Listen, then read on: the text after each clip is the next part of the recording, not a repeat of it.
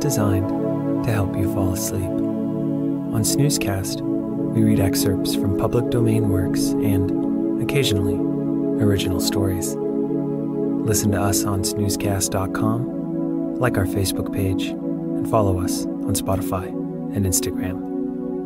We'd like to thank our listeners. If you enjoy our show, please write us a review on the Apple Podcasts app or wherever you listen. Also, share it with a friend. This episode is supported by a sturdy oak. Tonight, we'll be reading a Snoozecast original titled Baseball. Settle in and watch a Little League game unfold during the waning days of summer. Without a clock to keep time, baseball, otherwise known as America's pastime, is always played at its own pace.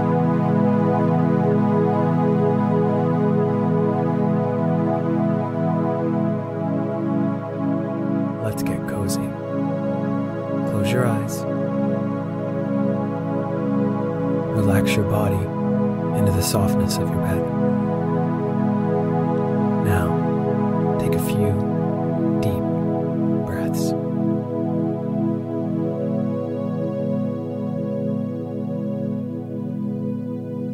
In summer, Little League ball games are played on thousands of fields across the United States.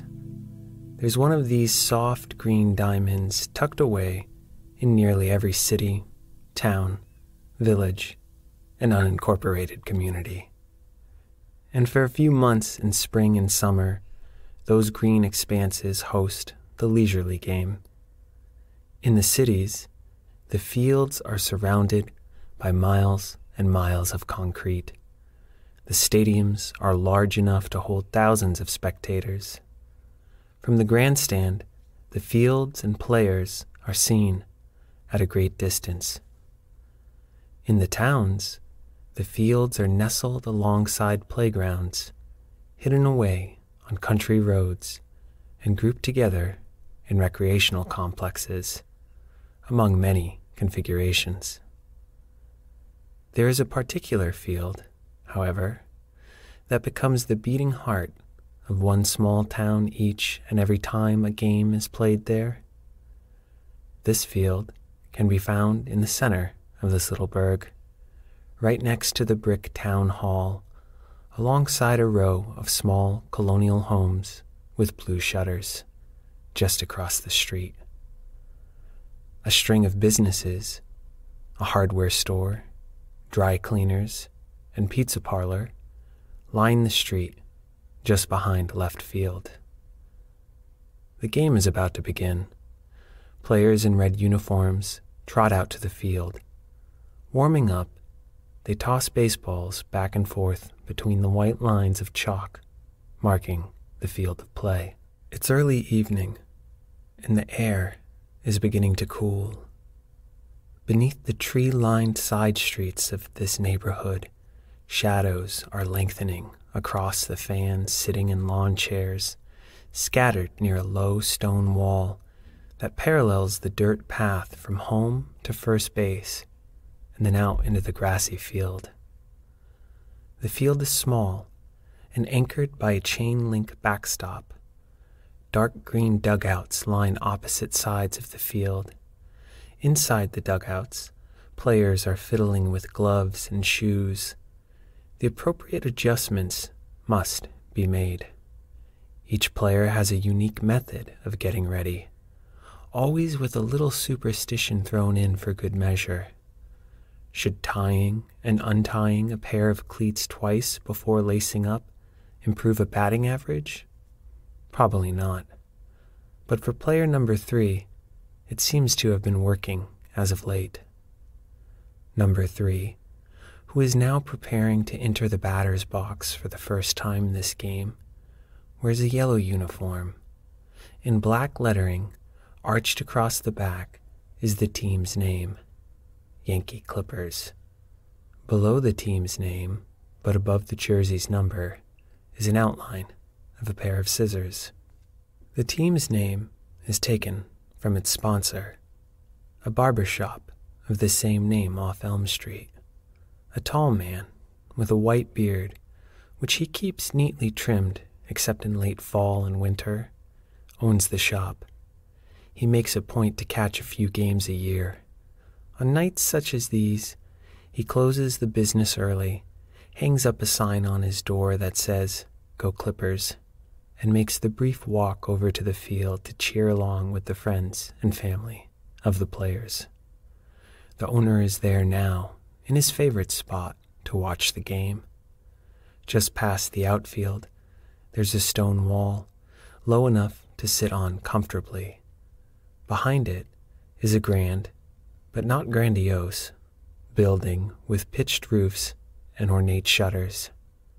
Inside, from the hours of 8 a.m. to 4 p.m., the town's business is conducted with a clockwork-like precision.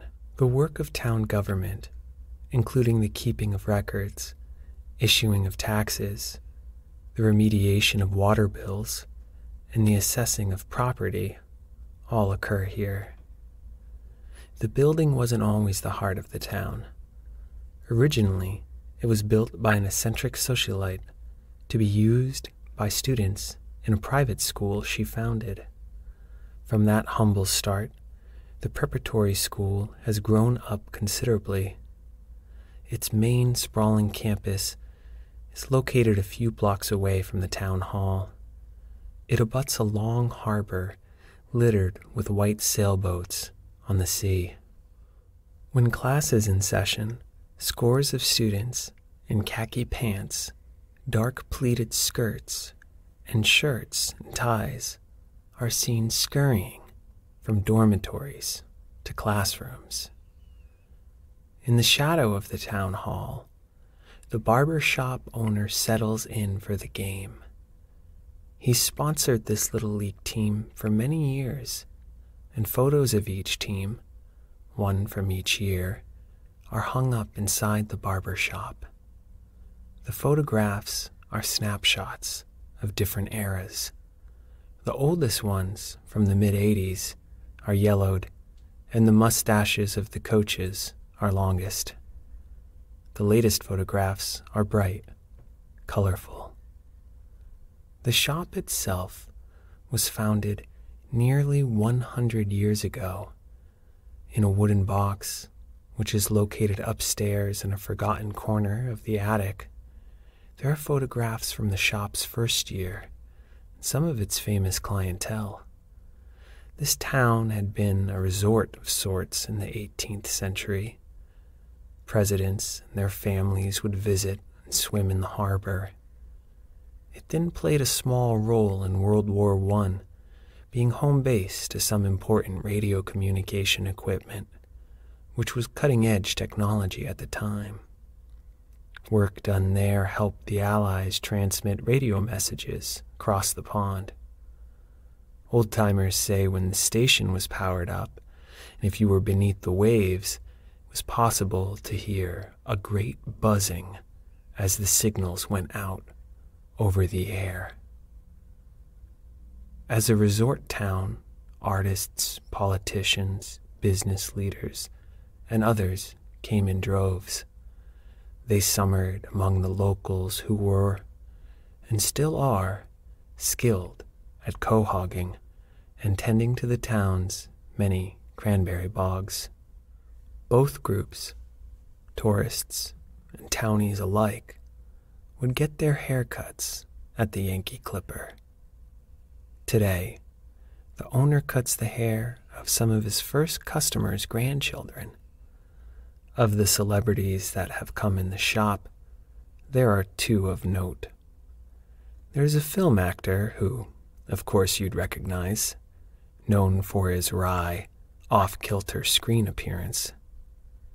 The second is a former Major League outfielder whose brother is also a famous slugger and whose baseball nickname the shop shares.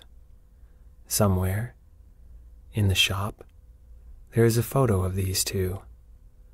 Dom DiMaggio seated in the barber's chair with his brother Joe holding a pair of scissors in hand.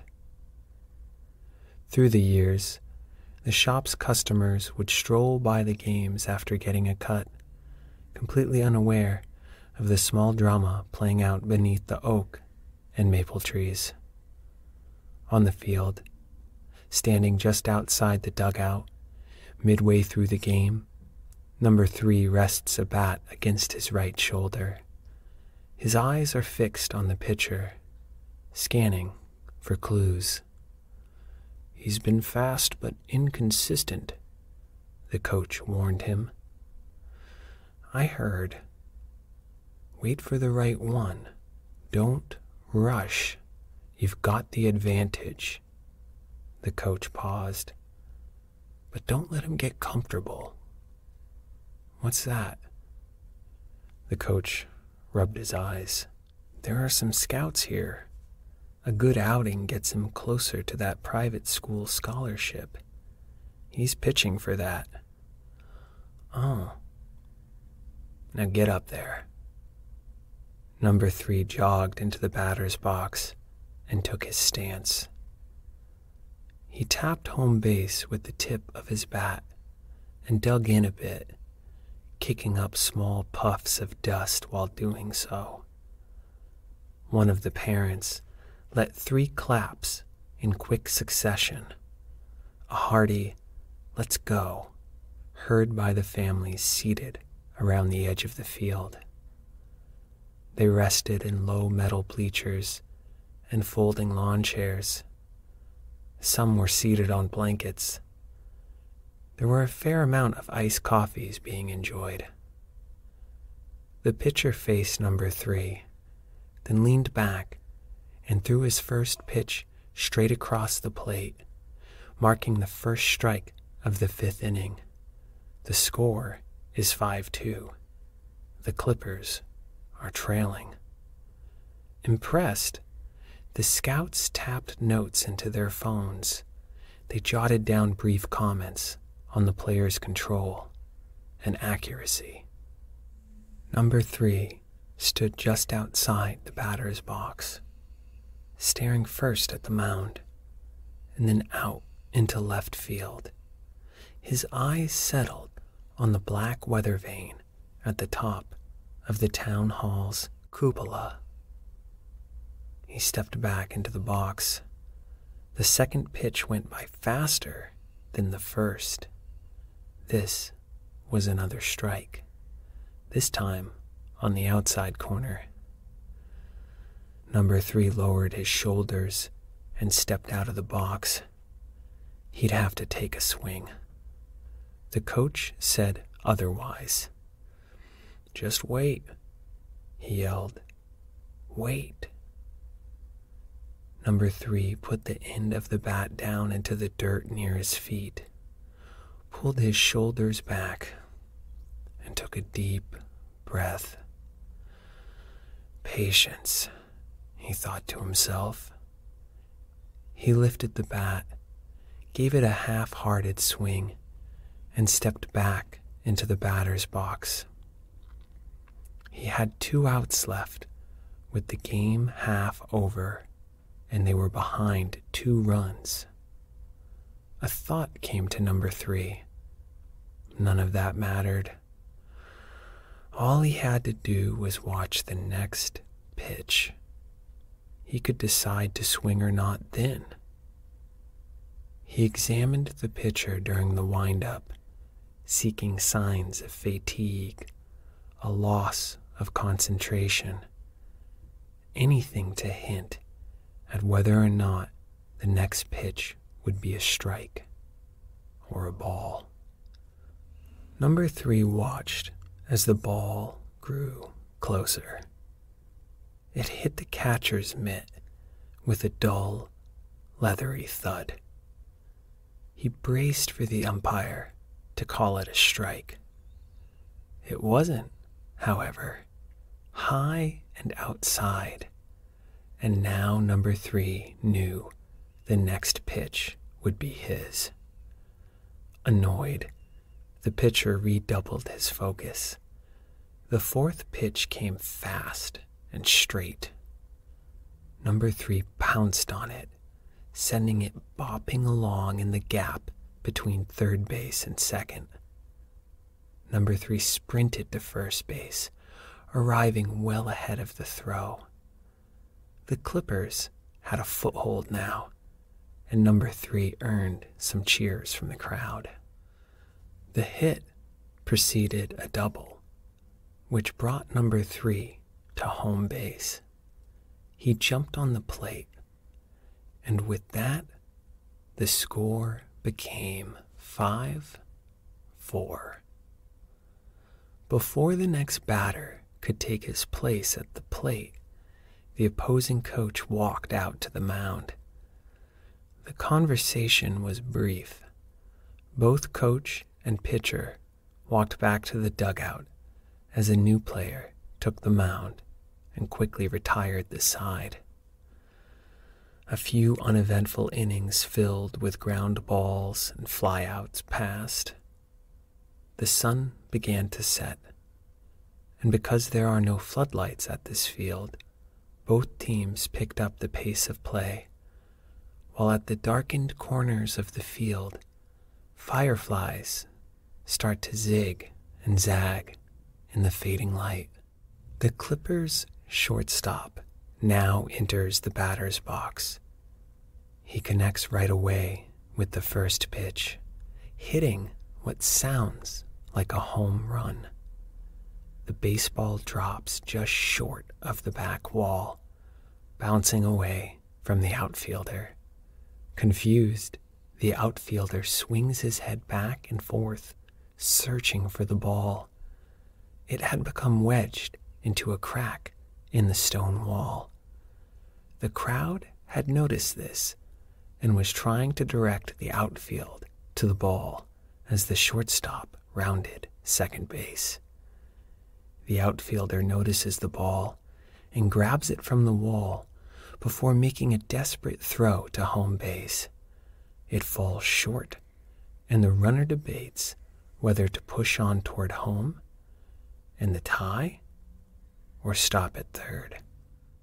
The outfielder notices the ball and grabs it from the wall before making a desperate throw to home base. It falls short, and the runner debates whether to push on toward home and the tie or to stop at third. There's not too many chances for an inside-the-park home run, he thinks, and he's got a good head start. So the runner pushed on faster than before as the first baseman scoops up the ball for the final race to home. It's close, some said.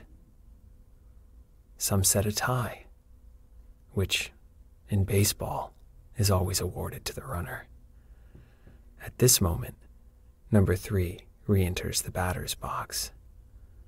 The coach looks at number 3, then motions toward the pitcher. Patience, he seems to say.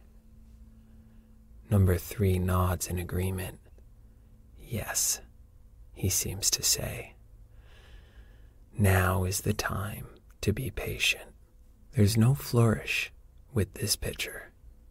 No bringing of the mask to his face and a lowering of the torso. The pitcher stands stock still for a moment before releasing the ball in a blur of efficient motion. Each batter, every time, is getting the fastest pitch possible. This pitcher is a closer. There's no need for dancing around the corners. Here it comes. Each pitch seems to say, good luck. Number 3 fouls off the first 2 pitches. Both are promising hits.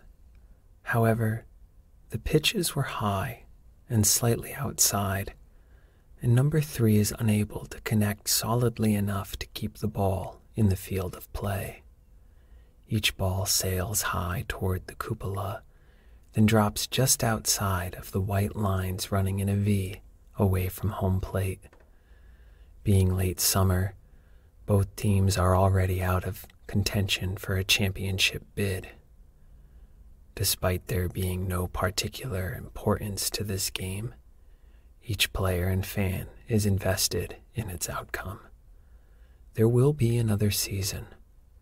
Playing hard today will help with next year's chance. Hopefully, the teams will still be playing in the early fall, competing for a big win next year. But a win today would be nice, number 3 thinks. Another pitch. This one sent a tad slower than the others. Everyone tires out at some point, it would seem. Number 3 connects. Satisfied this one will sail out behind the stone wall in the outfield. The ball does, and number 3 keeps his head down as he matter-of-factly rounds the bases. Fans cheer and are soon packing up. There is the folding of lawn chairs, the dumping of ice from coolers.